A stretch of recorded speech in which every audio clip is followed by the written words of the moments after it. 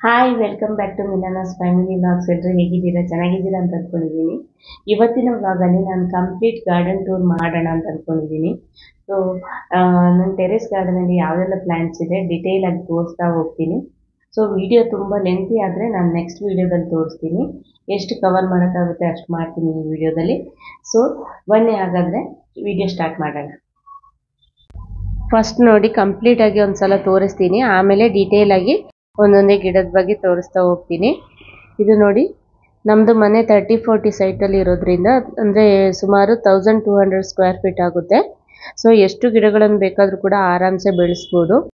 ನಾನು ಫಸ್ಟ್ ಇವಾಗ ಸೈಡಲ್ಲೇ ಎಲ್ಲ ಗಿಡಗಳನ್ನು ಇಡ್ತಾ ಇದ್ದೀನಿ, ಯಾಕೆಂದರೆ ಸೆಂಟರಲ್ಲಿ ಸ್ವಲ್ಪ ಓಡಾಡೋಕ್ಕೂ ಜಾಗ ಇರುತ್ತೆ, ಮಕ್ಕಳಿಗೆ ಆಟ ಆಡೋಕ್ಕೂ ಕೂಡ ಹೆಲ್ಪ್ ಆಗುತ್ತೆ ಅಂತ ಹೇಳ್ಬಿಟ್ಟು ಸೈಡಲ್ಲೇ ಇಟ್ಟಿದ್ದೀನಿ.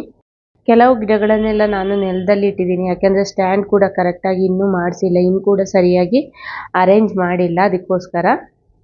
ಫಸ್ಟ್ ನೋಡಿ ಇಲ್ಲಿ ಇದೆಲ್ಲ ಕಾಂಪೋಸ್ಟ್ ಕಂಟೈನರ್ಸ್, ಅದನ್ನು ಹಾಗೆ ಸುಮ್ಮನೆ ಏನಕ್ಕೆ ಬಿಡೋದು ಅಂತ ಹೇಳ್ಬಿಟ್ಟು ಅದರಲ್ಲಿ ನೋಡಿ ಇದು ಲಾಂಗ್ ಬೀನ್ಸ್ ಗಿಡ ಹಾಕಿಬಿಟ್ಟಿದ್ದೆ.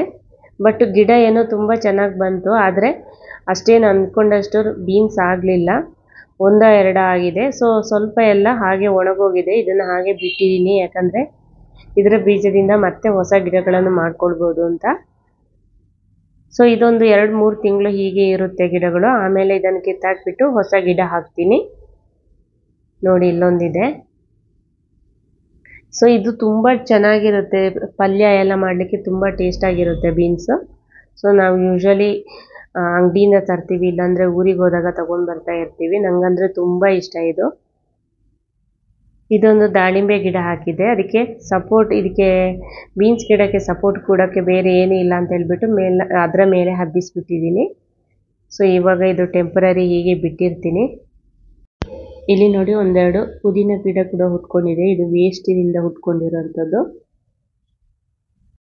ಹಾಗೆಯೇ ಹಸಿಮೆಣಸಿನಕಾಯಿ ಗಿಡ ಅಲ್ಲಲ್ಲಿ ಹಾಕಿಬಿಟ್ಟಿದ್ದೀನಿ. ಇದು ನಿತ್ಯ ಪುಷ್ಪ, ವೈಟ್ ಮತ್ತು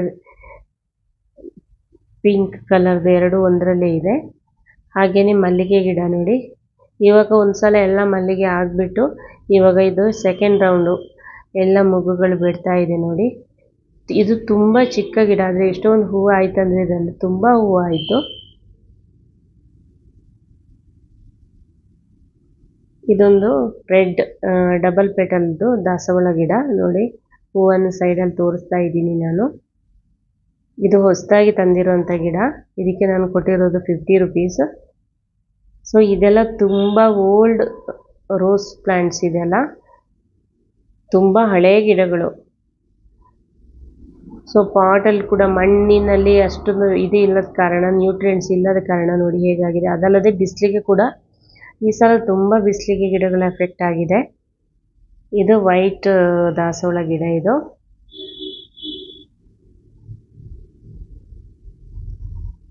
ಕನಕಾಂಬರ ಗಿಡ ಇದು.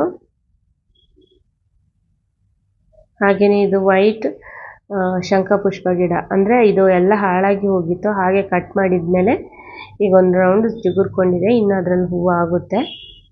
ಅದಾದಮೇಲೆ ನೆಕ್ಸ್ಟ್ ಪುನಃ ಹೊಸ ಗಿಡವನ್ನು ಹಾಕ್ತೀನಿ. ಇದೆಲ್ಲ ಮೆಣಸಿನಕಾಯಿ ಗಿಡ, ಸುಮ್ಮನೆ ಕಿತ್ತು ಬಿಸಾಕೋದಕ್ಕಿಂತ ಹಾಗೆಯೇ ಚಿಕ್ಕ ಪಾಟಲ್ಲಿ 1-2 ಗಿಡ ಹಾಕಿಟ್ಟಿದ್ದೆ ನೋಡಿ. ಎಲ್ಲ ಆಗಿದೆ, ಒಂದೊಂದು ಮೆಣಸಿನಕಾಯಿ ಆಗ್ತಾ ಇದೆ, ಹೂಗಳೇನೋ ತುಂಬ ಚೆನ್ನಾಗಿ ಬಿಡ್ತಾ ಇದೆ, ಆದರೆ ಅಂದ್ಕೊಂಡಷ್ಟು ಮೆಣಸಿನಕಾಯಿ ಬಿಡ್ತಾ ಇಲ್ಲ. ಇದೆಲ್ಲ ವೇಸ್ಟ್ ಪಾಟಲ್ಲಿ ಚಿಕ್ಕ ಚಿಕ್ಕ ಇದರಲ್ಲೆಲ್ಲ ಸ್ನೇಕ್ ಪ್ಲ್ಯಾಂಟ್ ಗಿಡಗಳನ್ನು ಹಾಕಿಟ್ಟಿದ್ದೀನಿ. ಹಾಗೆ ಅದು ಸ್ವಲ್ಪ ಚೆನ್ನಾಗಿ ಆದಮೇಲೆ ದೊಡ್ಡ ಪಾಟಿಗೆ ರೀಪಾಟ್ ಮಾಡ್ಕೊಳ್ತೀನಿ. ಇದು ನೋಡಿ ರೆಡ್ ಜೆರೇನಿಯಂ, ಇದೊಂದೇ ಕಲರ್ ನನ್ನ ಹತ್ರ ಇರೋದು. ಸೊ ತುಂಬ ದೊಡ್ಡ ಗಿಡ ಇದು, ಹೂ ಕೂಡ ಹಾಗೆಯೇ ಆಗ್ತಾ ಇರುತ್ತೆ ಇದರಲ್ಲಿ. ನೋಡೋಕೆ ಕೂಡ ಇದು ಹಾಗೆಯೇ ತುಂಬ ಚೆನ್ನಾಗಿರುತ್ತೆ, ಯಾಕಂದರೆ ಒಂದು ಗಾರ್ಡನಲ್ಲಿ ಇದೇ ಫಸ್ಟ್ ಎದ್ದು ಕಾರಣದು, ರೆಡ್ ಕಲರ್ ಆದ ಕಾರಣ, ಹಾಗೆಯೇ ಎಲ್ಲ ಕಡೆ ಹೂ ಬಿಟ್ಕೊಂಡಿರೋ ಕಾರಣ ತುಂಬ ಹೈಲೈಟಾಗಿ ಕಾಣುತ್ತೆ ಅದು. ಇದನ್ನು ನೀವು ಈಸಿಯಾಗಿ ಬೇಗ ಗ್ರೋ ಮಾಡ್ಕೊಳ್ಬೋದು, ಯಾಕೆಂದರೆ ಒಂದು ಚಿಕ್ಕ ಕಟ್ಟಿಂಗಿಂದ ಕೂಡ ಗಿಡಗಳು ಬೆಳೆದು ಬಿಡುತ್ತೆ. ಹಾಗೆಯೇ ಇದು ನೋಡಿ, ಇದು ಪೀಚ್ ಕಲರ್ದು, ಬೇಬಿ ಪಿಂಕ್ ಕಲರ್ದು ಕರ್ಣಕುಂಡಲ ಗಿಡ, ಇದು ಡಬಲ್ ಪೆಟಲ್ ಇದು ಕೂಡ ಹಾಗೆಯೇ ಬೀಜ ಹಾಕಿಬಿಟ್ಟು ಹುಟ್ಕೊಂಡಿರೋದು. ಎಲ್ಲ ಇದರಲ್ಲೂ ಒಂದು ಪಾಟಲ್ಲಿ ಹಾಕ್ಬಿಟ್ಟಿದ್ವಿ. ಇದರಲ್ಲಿ ಗುಲಾಬಿ ಗಿಡ ಕೂಡ ಇದೆ. ಹೀಗೆ ಸಿಕ್ಕಂಥ ಬೀಜಗಳನ್ನೆಲ್ಲ ನಾನು ಸ್ಟೋರ್ ಮಾಡಿಟ್ಕೊಂಡು ನೆಕ್ಸ್ಟ್ ಟೈಮ್ ಬೀಜದಿಂದ ಹೊಸ ಗಿಡಗಳನ್ನು ಮಾಡ್ಕೊಳ್ತೀನಿ. ಯಾಕಂದರೆ ಈ ಗಿಡಗಳು ತುಂಬ ಟೈಮ್ ಉಳಿಯಲ್ಲ. ಅದಲ್ಲದೆ ಈ ಥರ ಬೇರೆ ಗಿಡಗಳು ಹಾಕಿರೋವಂಥ ಪಾಟಿಗೆ ನಾವು ಹಾಕಕ್ಕೆ ಹೋಗಬಾರ್ದು. ಯಾಕಂದರೆ ಪಾಟಲ್ಲಿ ಇರುವಂಥ ಗಿಡಗಳು ಚೆನ್ನಾಗಿ ಬೆಳೆಯೋದಿಲ್ಲ, ನಾವು ಹಾಕಿದಂಥ ಹೊಸ ಗಿಡಗಳು ಕೂಡ ಚೆನ್ನಾಗಿ ಬರಲ್ಲ.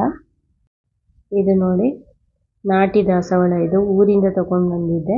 ಇದರಲ್ಲೂ ಹಾಗೆ ತುಂಬ ಹೂವು ಆಯಿತು, ಚಿಕ್ಕ ಚಿಕ್ಕದು ನೋಡಿ, ಎಲ್ಲದರಲ್ಲೂ ಕೂಡ ಮೊಗ್ಗು ಬಿಡ್ತಾ ಇದೆ. ಈ ದಾಸವಾಳ ಗಿಡಗಳು ಮನೆಯಲ್ಲಿದ್ದರೆ ಏನು ಗೊತ್ತಾ, ದೇವರಿಗೆ ಪೂಜೆಗೆ ಹೂವುಗಳನ್ನು ನಾವು ಔಟ್ಸೈಡಿಂದ ತರಬೇಕಾಗಿಲ್ಲ. ಯಾಕಂದರೆ ಎಲ್ಲ ಗಿಡಗಳು ಒಂದೊಂದು ಎರಡೆರಡು ಹೂವು ಬಿಡ್ತಾನೆ ಇರುತ್ತೆ. ಆದ ಕಾರಣ ನಾನು ಯೂಶ್ವಲಿ ಇವಾಗ ಅದೇ ಥರ ಮಾಡ್ತೀನಿ. ನೋಡಿ ಎಲ್ಲದರಲ್ಲೂ ಮೊಗ್ಗುಗಳಿದೆ.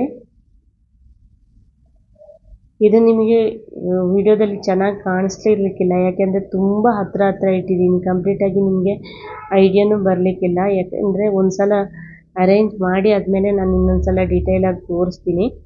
ಇದು ಯಾಕಂದರೆ ನನಗೆ ಇಡೋಕ್ಕೆ ಅಂದರೆ ನೆಲದ ಮೇಲೆ ಇಡಬೇಕು ಅಂತ ಒಂದೇ ಒಂದು ಕಾರಣಕ್ಕೆ ನಾನು ಈ ಥರ ಎಲ್ಲ ಹತ್ರ ಇಟ್ಟಿದ್ದೀನಿ. ಸ್ವಲ್ಪ ಇನ್ನೂ ನೀಟಾಗಿ ಸ್ವಲ್ಪ ಅರೇಂಜ್ ಮಾಡಬೇಕು. ಕೆಲವು ಗಿಡಗಳೆಲ್ಲ ಸತ್ತೋಗಿದೆ, ಅದನ್ನೆಲ್ಲ ತೆಗಿಬೇಕು ಇನ್ನೂ ಕೂಡ.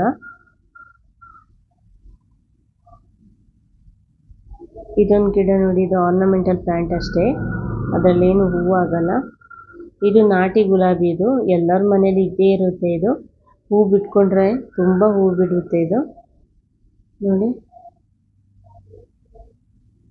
ಆದರೂ ಗಿಡ ಅಷ್ಟೊಂದು ಚೆನ್ನಾಗಿ ಬಂದಿಲ್ಲ. ಇದು ಪಾಟ್ ಕೂಡ ಹಾಗೆ ಚಿಕ್ಕ ಪಾಟಲ್ಲಿ ಹಾಕಿದ್ದೀನಿ, ಆದ ಕಾರಣ. ಇದು ಮೆಣಸಿನ್ಕಾಯಿ ಗಿಡ, ಅಲ್ಲೊಂದು ಇಲ್ಲೊಂದು ಮೆಣಸಿನ್ಕಾಯಿ ಗಿಡ, ಎಲ್ಲ ಇದರಲ್ಲಿ ಪಾಟಲ್ಲಿ ಹಾಕಿಟ್ಟಿದ್ದೀನಿ. ಬದನೆಕಾಯಿ ಗಿಡ,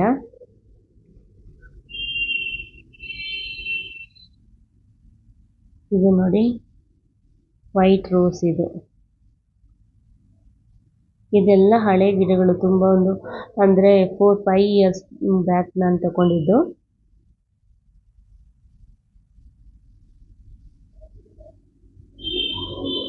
ಇವಾಗ ಬಿಸಿಲಿಗೆ ನೋಡಿ ಎಲೆಗಳೆಲ್ಲ ಒಣಗಿ ಹೋಗಿದೆ. ಇದನ್ನೆಲ್ಲ ಎಲೆಗಳನ್ನೆಲ್ಲ ಒಂದು ಸಲ ತೆಗೆದ್ಮೇಲೆ ಪುನಃ ಗಿಡಗಳು ಚೆನ್ನಾಗಿ ಚಿಗುರಿ ಮತ್ತೆ ಹೂ ಬಿಡುತ್ತೆ. ಇದು ನೋಡಿ ಬಸಳೆ ಗಿಡ, ಇದು ಸುಮ್ಮನೆ ಆ್ಯಕ್ಚುಲಿ ನಾವು ಈ ಥರ ಪಾಟಲ್ಲೆಲ್ಲ ಬೇರೆ ಗಿಡಗಳನ್ನು ಹಾಕಲೇಬಾರ್ದು. ಯಾಕಂದರೆ ಅದರಲ್ಲಿರುವಂಥ ಮೇನ್ ಹೆಲ್ದಿ ಪ್ಲ್ಯಾಂಟಿಗೆ ಅಫೆಕ್ಟ್ ಆಗುತ್ತೆ. ನೋಡಿ ಎಲ್ಲ ದಾಸವಾಳ ಗಿಡ, ಇದು ರೋಸ್ ಪ್ಲ್ಯಾಂಟ್ ಕೂಡ ನಂದೆಲ್ಲ ಹಾಳಾಗಿ ಹೋಗಿದೆ. ಬಟ್ ನನಗೆ ಕೀಳಕ್ಕೆ ಮನಸ್ಸು ಬರೋಲ್ಲ ಅಂತ ಹೇಳ್ಬಿಟ್ಟು ನಾನು ಹಾಗೆ ಬಿಟ್ಟಿದ್ದೀನಿ. ಲಾಸ್ಟ್ ಟೈಮ್ ನನ್ನ ಹಸ್ಬೆಂಡೆಲ್ಲ ಸ್ವಲ್ಪ ಎಲ್ಲ ಗಿಡಗಳನ್ನು ಹಾಗೆ ಅಷ್ಟೇ ಇರೋದನ್ನೆಲ್ಲ ಕಿತ್ತಾಕಿದ್ರು. ಇದು ನೋಡಿ ಟೊಮೆಟೊ ಗಿಡದಲ್ಲಿ ಹಣ್ಣು ಆಗಿದೆ, ಕಾಯಿ ಬಿಡ್ತಾ ಇದೆ. ತುಂಬ ಸಲ ನಾನು ಒಂದೆರಡು ಈ ಥರ ಟೊಮೆಟೊ ಕೀಳ್ತಾ ಇರ್ತೀನಿ. ಇವಾಗ ಒಂದೆರಡು ಗಿಡಗಳು ಹುಡ್ಕೊಂಡಿದೆ ಅಷ್ಟೇ, ಯಾಕೆಂದರೆ ಪಾಟಲ್ಲಿ ಹಾಕಿರೋ ಕಾರಣ ಅದು ಬೇರೆ ಗಿಡಗಳ ಜೊತೆಯಿಂದ ಅಷ್ಟು ಚೆನ್ನಾಗಿ ಅದು ಗ್ರೋತ್ ಆಗಲ್ಲ. ಅದಲ್ಲದೆ ತುಂಬ ಅದಕ್ಕೆ ಮಣ್ಣು ಕೂಡ ಹಾಗೆಯೇ ತುಂಬ ಸಡಿಲಾಗಿರಬೇಕು. ತುಂಬ ದೊಡ್ಡ ಪಾಟಲ್ಲಿ ಹಾಕಿದರೆ ತುಂಬ ಚೆನ್ನಾಗಿ ಬಿಟ್ಕೊಳುತ್ತೆ. ಹಾಗೆ ಗಿಡಗಳು ಹಾಗೆಯೇ ಸ್ವಲ್ಪ ಲಾಂಗ್ ಟೈಮ್ ಉಳ್ಕೊಳ್ಳುತ್ತೆ. ಇದೇನಂದರೆ ಒಂದು ಸಲ ಹೂ ಬಿಟ್ಕೊಂಡು ಕಾಯಿ ಆದಮೇಲೆ ಎಲ್ಲ ಒಣಗೋಗುತ್ತೆ. ಆಮೇಲೆ ನಾನು ಆ ಗಿಡವನ್ನು ಕಿತ್ತಾಕ್ತೀನಿ, ಮತ್ತೆ ಎಲ್ಲಾದರೂ ಬೀಜ ಹುಟ್ಕೊಂಡ್ರೆ ಮತ್ತೆ ಹೊಸ ಗಿಡಗಳನ್ನು ಅದರಿಂದ ಮಾಡ್ಕೊಳ್ತೀನಿ. ಇದೊಂದು ದಾಸವಾಳ ಗಿಡ, ಇದರಲ್ಲಿ ಇಷ್ಟರ ತನಕ ಹೂವು ಆಗಿರಲಿಲ್ಲ. ಇದು ಮನೆಯಿಂದ ತಗೊಂಡ್ಬಂದಿದ್ದು. ಇದು ನೋಡಿ ವೈಟ್ ಬಟನ್ ರೋಸದ ಗಿಡ. ನೆಕ್ಸ್ಟ್ ಒಂದು ವೈಟ್ ದಾಸವಾಳ ಗಿಡ ಇಟ್ಟಿದ್ದೀನಿ ಅದರ ಹತ್ರನೇ.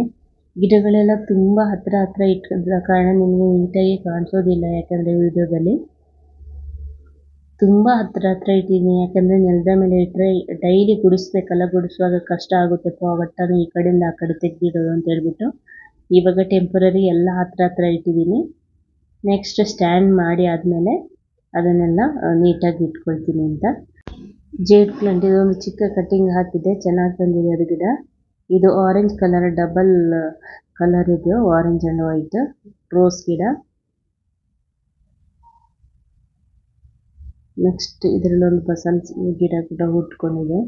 ಇದೆಲ್ಲ ತೆಗಿಲೇಬೇಕು, ಇಲ್ಲಾಂತೂ ಈ ಥರ ಪಾಟಲ್ಲಿ ಎಲ್ಲ ಹಾಕಿಟ್ರೆ ಮೇನ್ ಗಿಡ ಅಂದರೆ ಈ ಥರದ ರೋಸ್ ಪ್ಲ್ಯಾಂಟ್ ಎಲ್ಲ ಚೆನ್ನಾಗಿ ಬೆಳೆಯೋದಿಲ್ಲ. ನೋಡಿ ಇದರ ಕಲರ್ ಚೇಂಜ್ ಆಗಿದೆ. ಹಾಗೆಯೇ ತುಂಬ ಹಣ್ಣೆಲೆಗಳು ಕೂಡ ಆಗ್ತಾ ಇದೆ, ಯಾಕೆಂದರೆ ಅದಕ್ಕೆ ಸರಿಯಾದ ನ್ಯೂಟ್ರಿಯೆಂಟ್ಸ್ ಸಿಗ್ತಾ ಇಲ್ಲ. ನಾನು ಇವಾಗ ಎಲ್ಲ ಗಿಡಗಳಿಗೆ ಅಂದರೆ ಡೈಲಿ ನಾನು ಕಿಚನ್ ವೇಸ್ಟಿಂದ ಮಾಡಿದಂಥ ಲಿಕ್ವಿಡ್ ಫರ್ಟಿಲೈಸರ್ ಆಗಲಿ ಅಥವಾ ಹೂಗಳಿಂದ ಇದನ್ನು ಎಲ್ಲ ವೇಸ್ಟಿಂದ ಕಾಂಪೋಸ್ಟ್ ಮಾಡಿದಂಥ ಲಿಕ್ವಿಡ್ ಫರ್ಟಿಲೈಸರ್ ಅದೆಲ್ಲ ಮಾಡಿಬಿಟ್ಟು ಕೊಡ್ತೀನಿ. ಬಟ್ ಅದು ಇವಾಗ ಸಾಕಾಗ್ತಾ ಇಲ್ಲ. ಯಾಕೆಂದರೆ ಚಿಕ್ಕ ಪಾಟಲ್ಲಿ ನಾವು ಇಷ್ಟೊಂದು ಗಿಡಗಳನ್ನು ಬೆಳೆಯೋದಂದರೆ ಅದನ್ನು ಮೇಂಟೈನ್ ಮಾಡೋದಂದರೆ ತುಂಬ ಕಷ್ಟ ಇದೆ. ಅದು ಮಾಡಿದವರಿಗೆ ಗೊತ್ತು ಅದರ ಕಷ್ಟ ಏನು ಅಂತ. ಡೈಲಿ ನಾವು ಇವಾಗ ಬೇಸಿಗೆ ಆದ ಕಾರಣ 2 ಹೊತ್ತು ನೀರು ಹಾಕಲೇಬೇಕಾಗುತ್ತೆ. ತುಳಸಿ ಗಿಡ ಕೂಡ ಹಾಗೆಯೇ ಅಲ್ಲಲ್ಲಿ ಪಾಟಲ್ಲೆಲ್ಲ ಹುಟ್ಕೊಂಡಿದ್ದನ್ನು ನಾನು ಹಾಗೆ ಬಿಟ್ಟಿದ್ದೀನಿ. ಬದನೆಕಾಯಿ ಗಿಡನೂ ತುಂಬ ಎಲ್ಲ ಹುಟ್ಕೊಂಡಿತ್ತಲ್ಲ, ಅದನ್ನು ಹಾಗೆಯೇ ಎಲ್ಲ ರಿಪೋರ್ಟ್ ಮಾಡಿದ್ದೀನಿ. ಸ್ವಲ್ಪ ಗಿಡ, ಇನ್ನೂ ಸ್ವಲ್ಪ ಗಿಡ ಹಾಗೆ ಇದೆ. ಇದು ನೋಡಿ, ಹೂ ನೀಟಾಗಿ ಅರಳಕ್ಕೆ ಮುಂಚೆನೇ ಎಲ್ಲ ಒಣಗೋಗ್ತಾ ಇದೆ. ಮೋಸ್ಟ್ಲಿ ಅದು ಏನು ನೀರು ಜಾಸ್ತಿ ಆದರೂ ಕೂಡ ಹಾಗೆ ಆಗುತ್ತೆ, ನೀರು ಕಡಿಮೆ ಆದರೂ ಪ್ರಾಬ್ಲಮ್ ಆಗುತ್ತೆ, ಅದಲ್ಲದೆ ಬಿಸಿಲಿಗೂ ಪ್ರಾಬ್ಲಮ್ ಆಗುತ್ತೆ. ಯಾವುದು ಅಂತ ಕರೆಕ್ಟಾಗಿ ನನಗೆ ಐಡೆಂಟಿಫೈ ಮಾಡೋಕ್ಕಾಗ್ತಾ ಇಲ್ಲ ಏನು ರೀಸನಿಂದ ಈ ಥರ ಆಗ್ತಾ ಇದೆ ಅಂತ. ಇದೆಲ್ಲ ಹಾಗೆಯೇ ಎಲೆಗಳನ್ನೆಲ್ಲ ಹಣ್ಣೆಲೆಗಳನ್ನೆಲ್ಲ ಚೆನ್ನಾಗಿ ತೆಗೆದ್ಬಿಟ್ಟಿದೆ. ಇದು ಇನ್ನೂ ನೀಟಾಗಿ ಚಿಗುರ್ಕೊಂಡು ಮತ್ತೆ ಹೂ ಬಿಡುತ್ತೆ. ಬಟ್ ಈ ಸಲ ಹೂವು ಅಷ್ಟು ಕಳೆದ ವರ್ಷಕ್ಕೆ ತುಂಬ ಚೆನ್ನಾಗಿ ಬಂದಿತ್ತು ಎಲ್ಲ ಹೂವು, ಅಂದ್ಕೊಂಡಷ್ಟು ಚೆನ್ನಾಗಿ ಈ ಸಲ ಬಂದಿಲ್ಲ. ಇದು ಯೆಲ್ಲೋ ಕಲರ್ ಹೈಬಿಸ್ಕಸ್. ಇದರಲ್ಲೂ ಹಾಗೆಯೇ ತುಂಬ ಹೂವು ಆಯಿತು ಇವಾಗ ತಂದಮೇಲೆ. ಗಿಡ ರೀಸೆಂಟಾಗಿ ತಂದಿದ್ದು.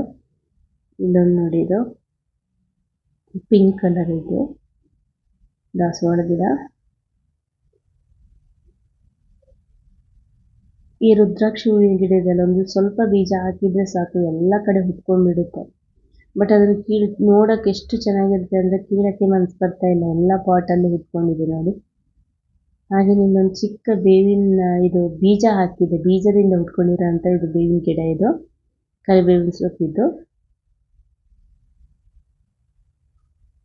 ಹಾಗೆ ಇಲ್ಲೊಂದು ತುಳಸಿ ಗಿಡ ಇದೆ. ತುಳಸಿ ಗಿಡ ತುಂಬ ಇದೆ ಇದರಲ್ಲಿ. ನಾನು ಹಾಗೆ ಬಿಟ್ಬಿಡ್ತೀನಿ, ಯಾಕಂದರೆ ತುಳಸಿ ಗಿಡ ಎಲ್ಲ ಕೀಳಬಾರ್ದು ನಾವು. ಇದು ಹೊಂಗೆನೆ ಸೊಪ್ಪು ಪಲ್ಯ ಮಾಡ್ತಾರೆ, ಸಾರು ಮಾಡ್ತಾರೆ, ಅದಕ್ಕೆ ಯೂಸ್ ಮಾಡ್ತಾರೆ. ಇದೆಲ್ಲ ನೋಡಿ ನಾನು ರೀಸೆಂಟಾಗಿ ನೆಟ್ಟಿರೋವಂಥ ಬದನೆಕಾಯಿ ಗಿಡಗಳು. ನೀವು ಈ ಥರ ಪಾಟಲ್ಲಿ ಬೆಳೆಸೋದಕ್ಕಿಂತ ವೇಸ್ಟ್ ಕಂಟೈನರ್ಸ್ ಏನಾದರೂ ನಿಮ್ಮ ಮನೇಲಿ ಇದ್ದರೆ ಅದರಲ್ಲಿ ಬೆಳೆಸೋದು ತುಂಬ ಒಳ್ಳೆಯದು. ಯಾಕೆಂದರೆ ನಾವು ಕಿಚನ್ ವೇಸ್ಟ್ ಅದೆಲ್ಲ ಹಾಕಿಬಿಟ್ಟು ನೀಟಾಗಿ ಬೆಳೆಸ್ಬೋದು. ಹಾಗೆಯೇ ತುಂಬ ಲಾಂಗ್ ಟರ್ಮ್ ಇರುತ್ತೆ ಅದು. ಇದು ನೋಡಿ, ಒಂದು ಹೂವಾಗಿದೆ. ಇದರಲ್ಲೂ ಹಾಗೆ ಡೈಲಿ ಹೂವು ಆಗ್ತಾ ಇರುತ್ತೆ, 1-2 ಹಾಗೆ. ಆರೆಂಜ್ ಕಲರ್ ಡಬಲ್ ಪೆಟಲ್ದು. ಇದು ನೀವು ನೋಡಿ ಲಾಸ್ಟ್ ವಿಡಿಯೋದಲ್ಲಿ ನೋಡಿರ್ಬೋದು, ಜೇಡ್ ಪ್ಲ್ಯಾಂಟ್ ಗಿಡ. ಇದಕ್ಕೆ ಬಿಸಿಲು ಚೆನ್ನಾಗಿ ಬೀಳಬೇಕು. ಹಾಗೆ ನಾನು ಚೆನ್ನಾಗಿ ಬಿಸಿಲಿಗೆ ಬೀಳುವ ಜಾಗದಲ್ಲೇ ಇಟ್ಟಿದ್ದೀನಿ. ಅದರಲ್ಲಿ ಸ್ವಲ್ಪ ಇಟ್ಕೊಂಡಿರೋಂಥ ಮೆಣಸಿನಕಾಯಿ ಗಿಡ ಕೂಡ, ಅದರಲ್ಲಿ ಮೆಣಸಿನಕಾಯಿ ಕೂಡ ಬಿಟ್ಟಿದೆ ನೋಡಿ. ತುಂಬ ಹತ್ರ ಆದ ಕಾರಣ ನಿಮಗೇನು ಕರೆಕ್ಟಾಗಿ ನನಗೆ ಇದು ಮಾಡೋಕ್ಕಾಗ್ತಾ ಇಲ್ಲ, ಅಷ್ಟು ಹತ್ತಿರ ಇದೆ ಎಲ್ಲ ಗಿಡಗಳು. ಒಂದ್ಸಲ ಎಲ್ಲ ಅರೇಂಜ್ ಆದಮೇಲೆ ನೀಟಾಗಿ ಇಡ್ತೀನಿ. ಇದನ್ನು ನೋಡಿ, ಇದು ಬಟರ್ ಫ್ರೂಟ್ ಗಿಡ. ಹಾಗೆಯೇ ಇದು ವಾಟರ್ ಹೈಸಿನ್ ಅಂತ ಅಂತಾರೆ. ಇದರಲ್ಲೂ ಹೂ ಕೂಡ ಬಿಡುತ್ತೆ. ಇದನ್ನು ನೀರಲ್ಲೇ ಹಾಕಿಡಬೇಕು, ಇಲ್ಲಾಂದರೆ ಆಗಲ್ಲ. ಇದು ಹಾಗೆಯೇ ರಾಮಕಸ್ತೂರಿ ಅಂತಾರೆ. ಅದು ತುಂಬ ಸ್ಮೆಲ್ ಇರುತ್ತೆ. ವಿಡಿಯೋ ಇಲ್ಲಿಗೆ ಎಂಡ್ ಮಾಡ್ತಾ ಇದ್ದೀನಿ. ನೆಕ್ಸ್ಟ್ ವಿಡಿಯೋದಲ್ಲಿ ಕಂಟಿನ್ಯೂ ಮಾಡ್ತೀನಿ. ವಿಡಿಯೋ ಇಷ್ಟ ಆದರೆ ಲೈಕ್ ಮಾಡಿ, ಶೇರ್ ಮಾಡಿ, ಸಪೋರ್ಟ್ ಮಾಡಿ. Thanks for watching.